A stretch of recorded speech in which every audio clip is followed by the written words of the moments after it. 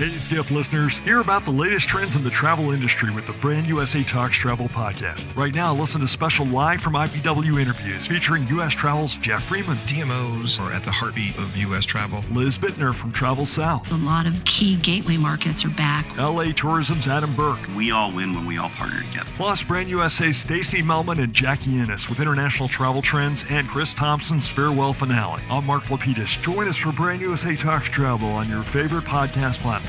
Brand USA Talks Travel.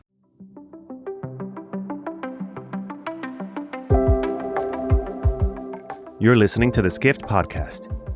Today we feature a rebroadcast of a session that took place at Skift Global Forum East in December of last year. As we prepare to return to Dubai on December 12th through the 14th, we're revisiting a few of the most popular sessions from last year's forum. Enjoy the conversation.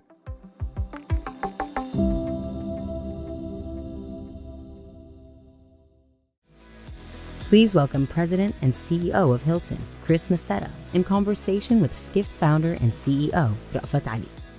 All right, folks, this is the session we've been waiting for. Thank you for staying. When we first started thinking about this screen is a very complex affair. This obviously looks very simple. I want to thank Art Media Inc. That is that's the company behind this tech that you're about to see. And they've just done an incredible job. This is days and days and days and weeks of planning for this particular session to happen as well. So let's bring up Chris Nassetta. Let's beam him in.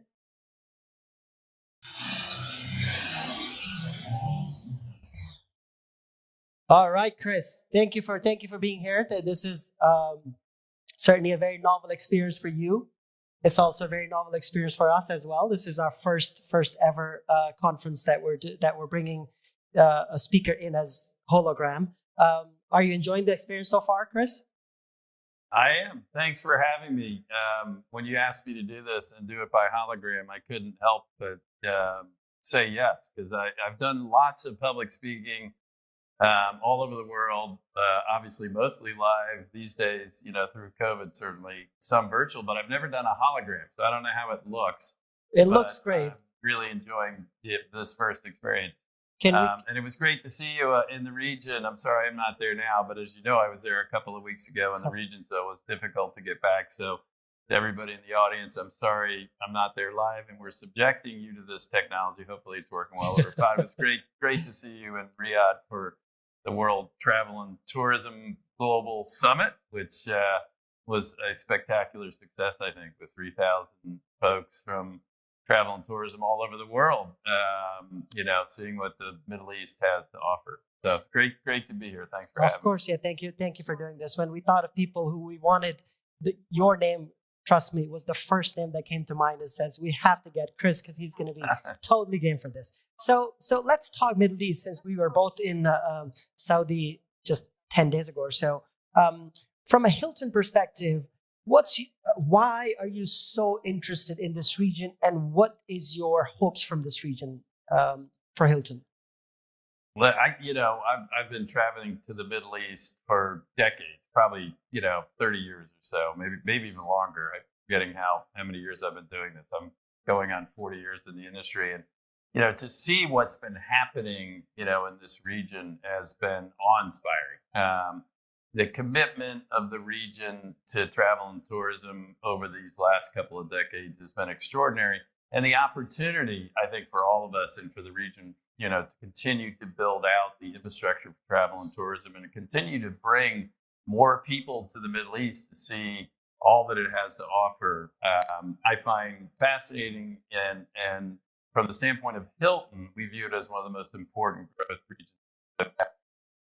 We have triple presence there, for a relatively short period of time. I think as I look at our plan going forward, at least, today in Africa we have 150 hotels that are up and operating. We have 150 in the pipeline and growing. So gives you a sense of sort of where we think it's going. We talked when we were together a couple weeks ago about the opportunities in the Kingdom of Saudi Arabia, which are extraordinary given the investment that's going on there. But in Dubai I wish I was there. I feel like I'm there. In Dubai, when I got to the company, I've been at Hilton 15 years now, almost to the day. We had one hotel in Dubai. In the UAE, I think we had 3 hotels.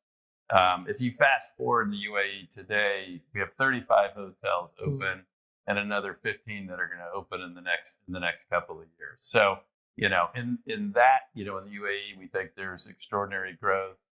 In Saudi Arabia, we think, but the region overall, I think has extraordinary opportunities in front of it. And that's because people want to be there. Infrastructure is getting built out. There's been a real commitment in terms of strategy in parts of the Middle East, but more importantly, backed up by significant investment in infrastructure to make it a reality. And one of the things that obviously is possible in this part of the world that maybe is not possible in part of the world that you and I live in is the public-private partnership, which is the biggest thing that obviously enables tourism. You are not just the CEO of Hilton, you were the chairman of the board of WTTC, you're very involved with governments as well. Years, yeah. So the public-private partnership, talk about the importance of public-private partnership in building these tourism economies that we just wish is there in our part of the world.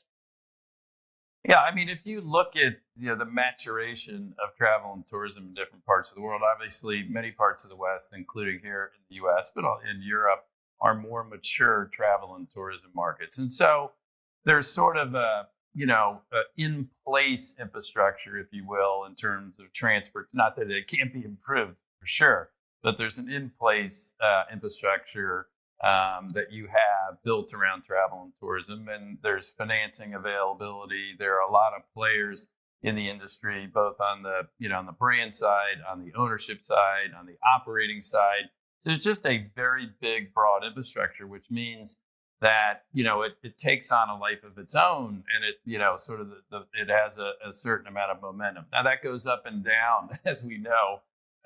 And I've witnessed in this last few years relative to economic cycles and the like. But by and large, with very few exceptions, in most of the Western world, you don't need a tremendous amount of help from government. So you don't have as much public-private partnership. Now, there are exceptions to that. You think about major convention hotels in major cities, and those are still, I think, for the most part, largely public-private partnerships. But otherwise, the industry sort of has enough substance that it has momentum in emerging parts of the world, meaning emerging economies or economies where travel and tourism is a meaningful component, but where the aspirations are to have it be a much larger component of overall economic growth, which I think is very true in the Middle East, as we were hearing at WTTC, where all of that infrastructure is not in place. I mean, meaning airports, bridges, roads, sort of the financing infrastructure, all of the various industry players may be there, but they may be earlier in their maturation process. It is really important in those circumstances that government work with the private sector to sort of gain that momentum. I suspect, and certainly the hope would be, in the Middle East and in other regions of the world where travel and tourism is sort of, I would say, kind of in its infancy, that when you wake up 10 or 20 years from now, those markets too will have momentum that will require a lot less public-private partnership. But at the moment, it's needed. And if you go back, historically, and you look at the origins of Hilton, we're a 103-year-old company, and you look at some of the big projects that we did around the world, and in the Western world, in Europe, in the United States, and I can think of, I won't bore you with all the details, but I can think of a bunch of them in my head. I wasn't around, but they're part of the history of the company. They were public-private partnerships. I mean, after World War II, many destinations in Europe, as an example, like the Bosphorus Hilton in Istanbul was a joint venture between the Turkish government, the American government, and Hilton, right, to get that done. And there are hundreds of examples of that around the world. So when it's needed, those public-private partnerships are critical. And I would say, in the Middle East region at the moment, not every market, is a little bit different, but, I still think that, in many of the markets, that partnership is critical. Dubai, where you're sitting, to a degree, is probably a little bit less so, because that market is ahead from a travel and tourism point of view. I mean, I don't know whether it's a decade, but at least a decade ahead of other parts of the region. And as a result, it has built some of this momentum and some of this base infrastructure, not just transportation infrastructure, but financing infrastructure and the various players and the various component parts that make up travel and tourism. So like Dubai, certainly you could argue has built some of that momentum. But in other parts of the region that are really just getting going, where we were in Riyadh and Saudi Arabia, obviously huge investment going on with in Saudi Arabia in public-private partnership, of which we're fortunate to be part of, to sort of build that infrastructure and gain that momentum.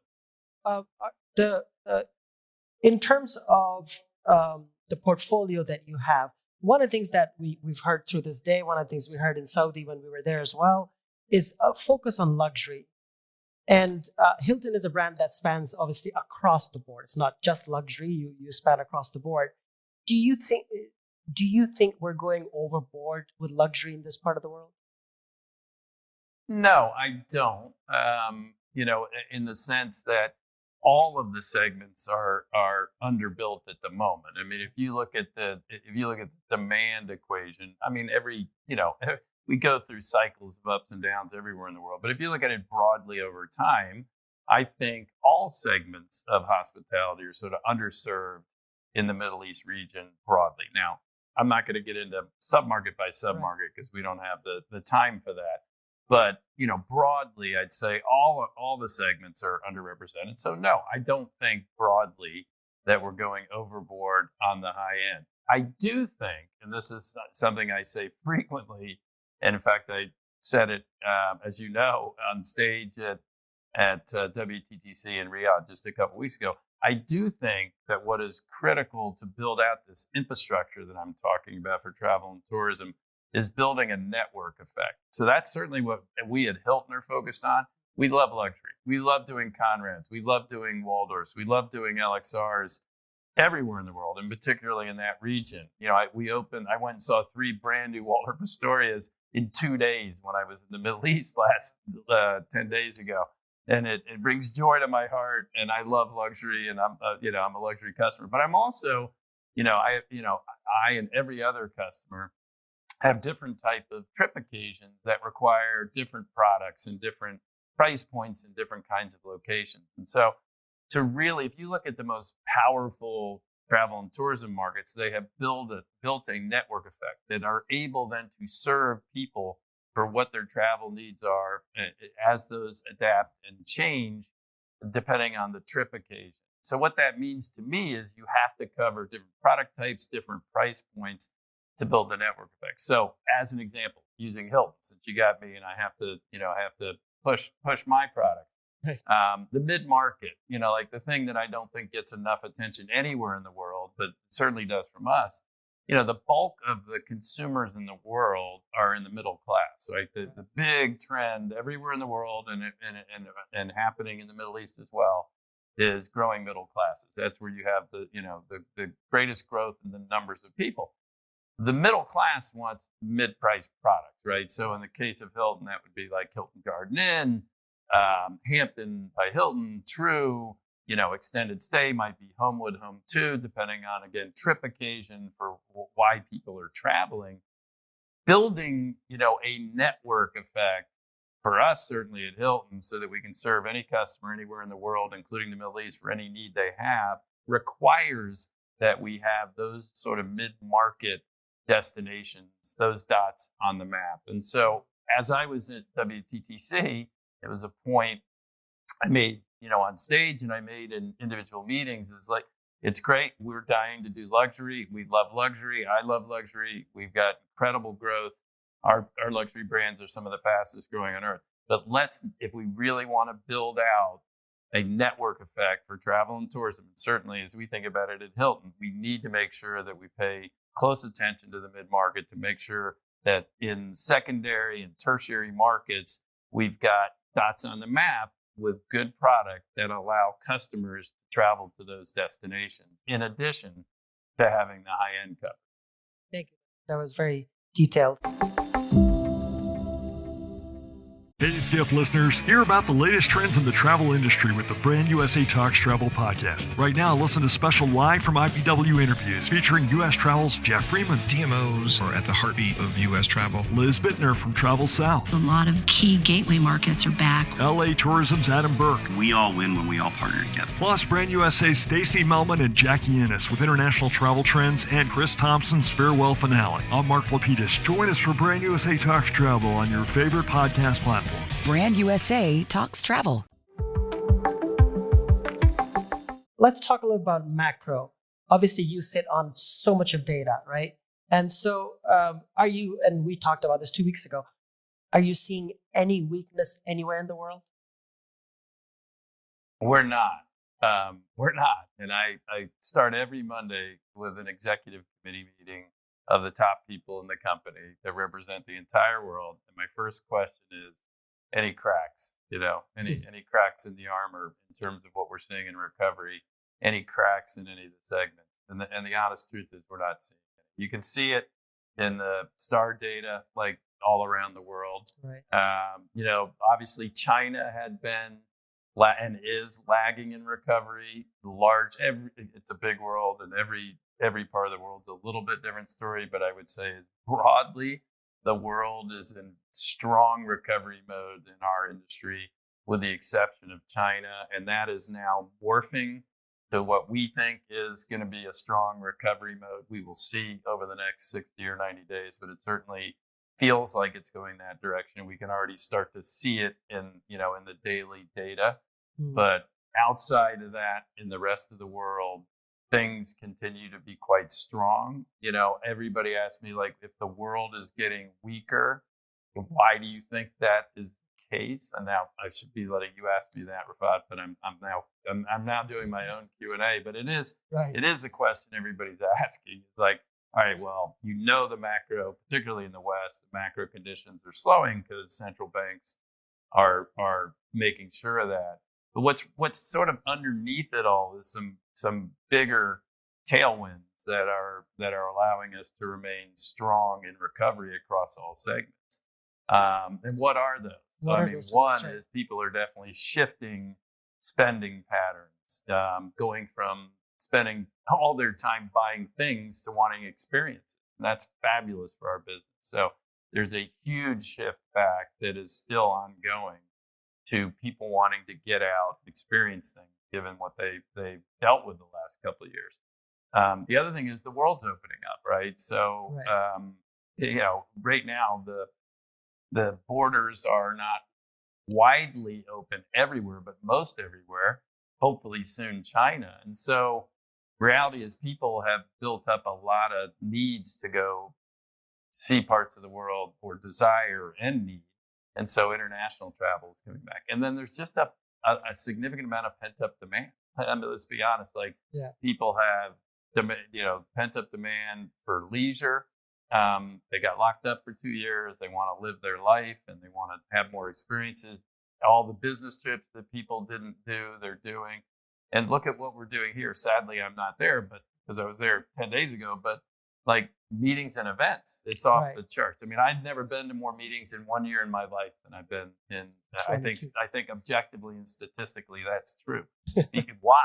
Because we stacked so many different things up across the industry, across our company that we've had to get out. And if you look at it in the next year or two, the forward-looking bookings and meetings and events are off the charts. Partly pent-up demand, partly new demand.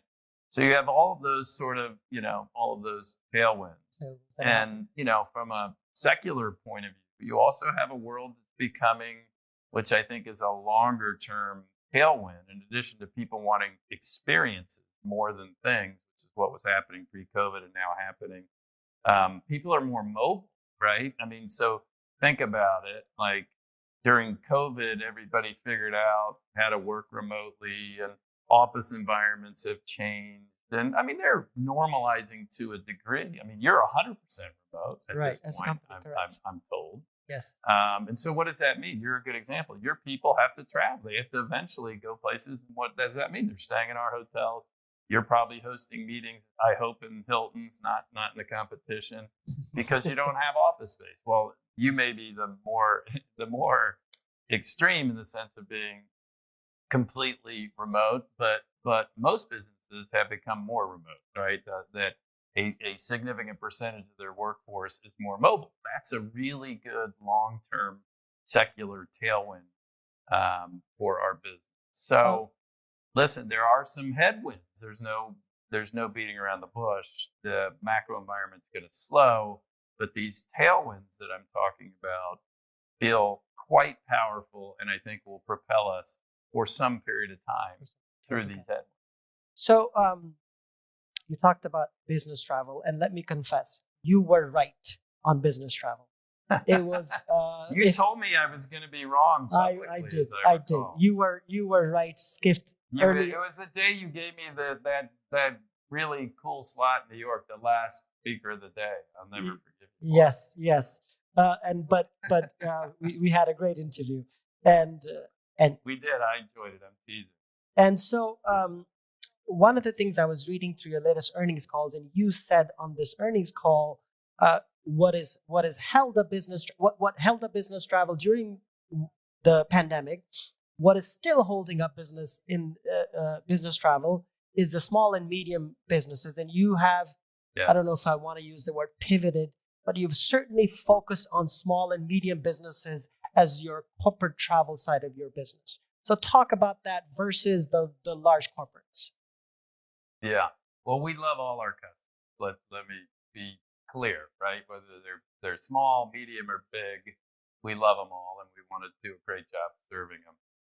Pre-COVID, this is something I don't think many people focused on. I did, and our team did, but most people outside, our direct ecosystem did. That is 80% of business travel at Hilton was SME, small and medium-sized enterprise. Pre-COVID, it was so the vast majority, super majority of our business travel has always been that type of travel. So that meant 20% were the large corporates, and we love them. Great relationships with many of the large corporate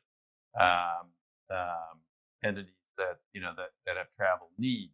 During COVID, what happened is a lot of the large corporates, basically slashed all travel, both for financial reasons, but also health and safety, where SMEs did not. They just didn't have the luxury of doing it. It's not, first of all, it's not as efficient a market in the sense that, they're small and medium players. They don't necessarily have a travel department, a procurement department, and their business is such that they don't have the luxury of just saying, I'm not going to travel, because they got to keep the business going. And so what we found during COVID is they were much more resilient. I mean, everybody stopped at the beginning of COVID, let's be honest. There wasn't anybody traveling, but very rapidly the SME business recovered because they needed to.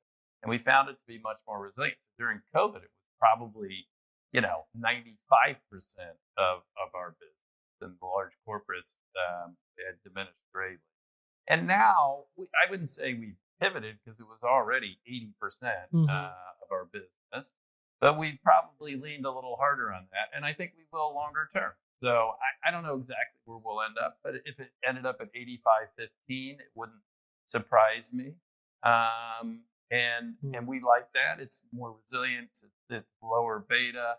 It's higher paying business because of the nature of the business. But again, we love all our customers. So it's not like we're going to say, we don't want to serve the large corporates. Of course, we're one of the biggest players in the world. Right. We need to, and we will continue to serve them. So I would say it's we're leaning a little bit heavier that direction. We think longer term that is probably better for our ownership in terms of pricing, distribution costs, resiliency, being a lower beta. Speaking of ownership, you, I would say, have famously sat out. I can't hear you. Oh, you can't hear me? I guess. I can. You can. Okay. So you have famously sat out the big M&A gold rush. Would it be fair to say? But you are a deal guy. Your Yes. whole life, you've been a deal guy.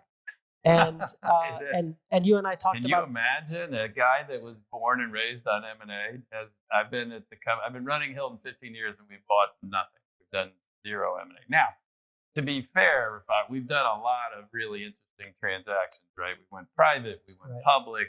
We broke the company into three pieces and made it three public companies instead of one. So we've done a lot of fun financial engineering and transactional work, but we haven't bought any. We have not. You're right. So tell me what your philosophy is on that. Philosophy is really simple, and that is we're all about basically serving the customer as best we can, giving customers product, service, technology that is reliable in a friendly way, that is better than everybody else, and as a result, they'll pay us a premium.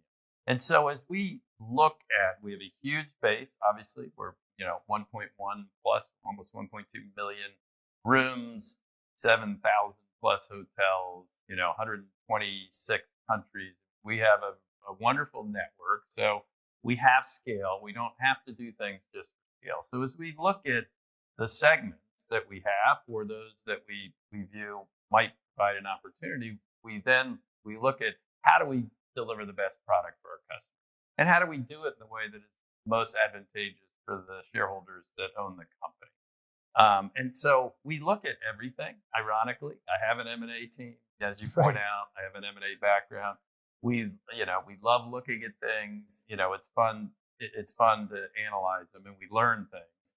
But the reality is, when we put it through our filter of how do we deliver the best product for our customer, and how do we do it in the way that is most advantageous for our shareholders, every time so far, and I suspect that pattern will continue, we determine that we're better off if we see an opportunity developing our own brand. I would say, when I got to the company, we had 9 brands. We have 19, more than doubled the portfolio brands. They're all successful. They're all doing great. Some of them are a little bit early in gestation. Well, many of them have matured quite rapidly. They're very successful. Why? Because we have designed these in a modern context around exactly what customers want, and we built it out of the dust. We built it with our own blood, sweat, and tears, rather than paying a big price. It's been great for our shareholders. Infinite yields effectively by creating these and creating brands that really resonate with our customers. I would say that's why when you look at our market share, you got all the Smith Travel numbers, you would see on average our brands significantly outperform any other portfolio of brands in the business.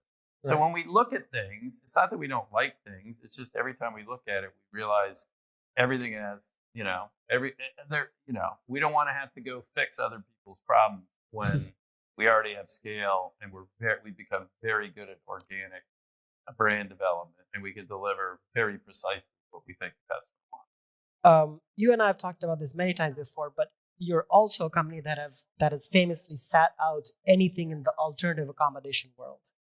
And you want to stick to hotels. You've told me many times we're going to continue to stick to hotels.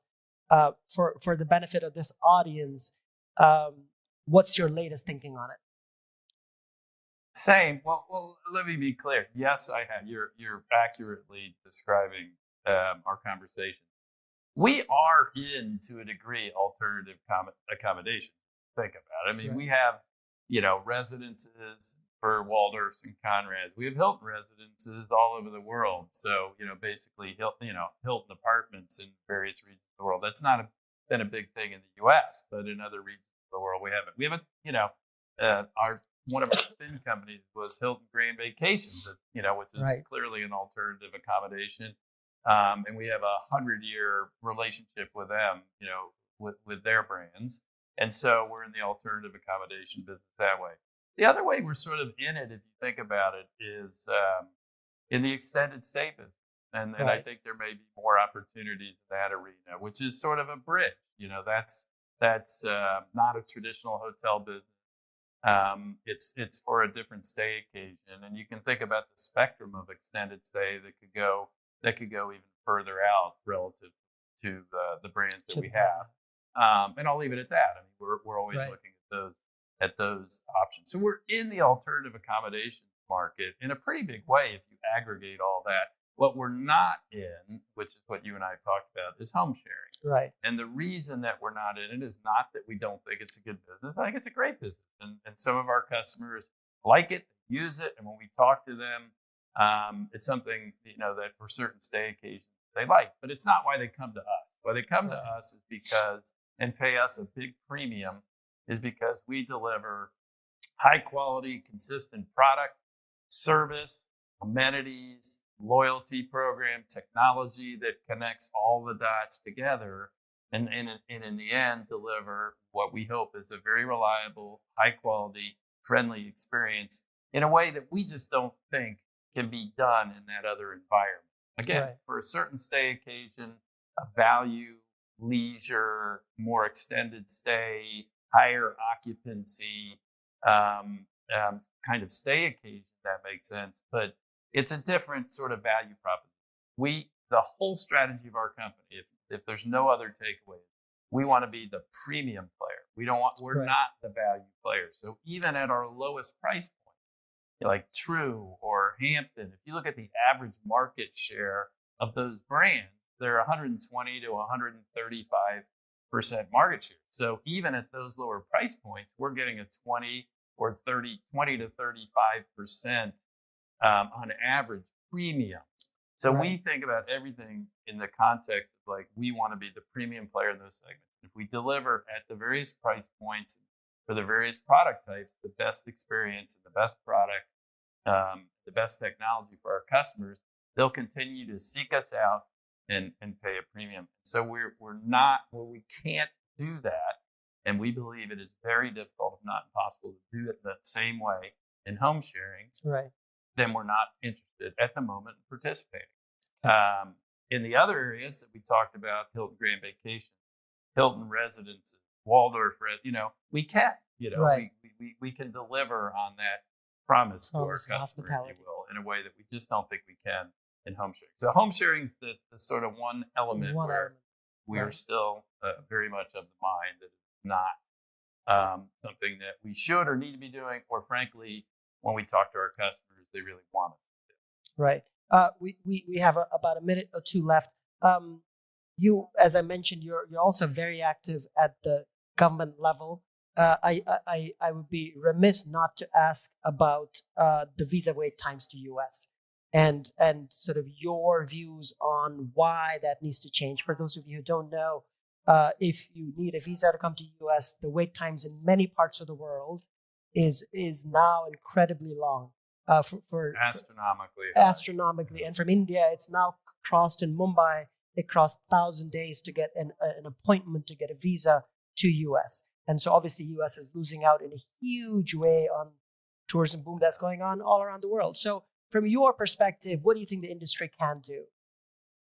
Well, we're working very hard on that issue. Okay, I've been working on this issue for most of my career. I mean, I can remember during the early days of the Obama years, in his first administration, same thing. We had wait times from Brazil, India, China. They were, 6 months, 9 months.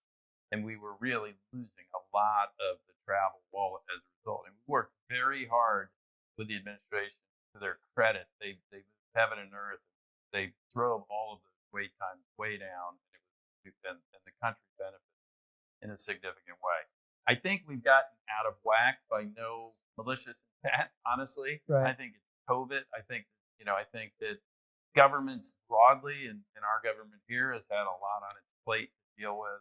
And you didn't have borders open, for the last couple of years in a significant way. And so I just think I think those muscles atrophied a bit, but we're very focused on it.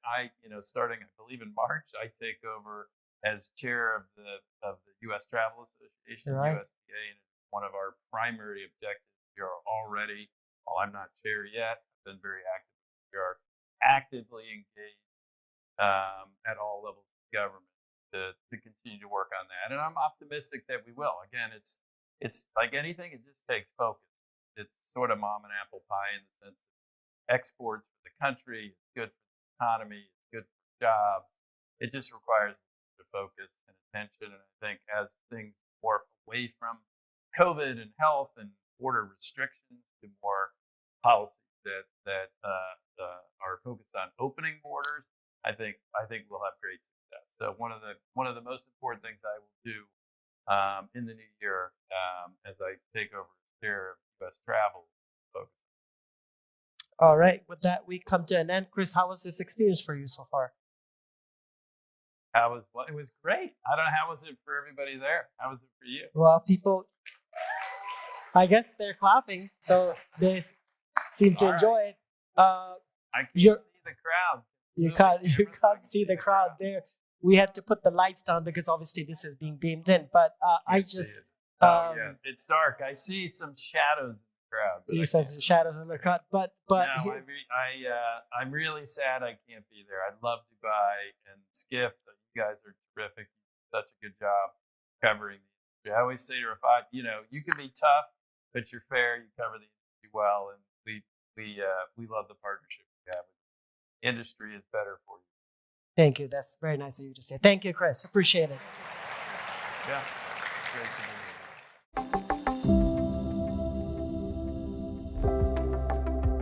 here. This has been the Skift Podcast. Thank you for listening.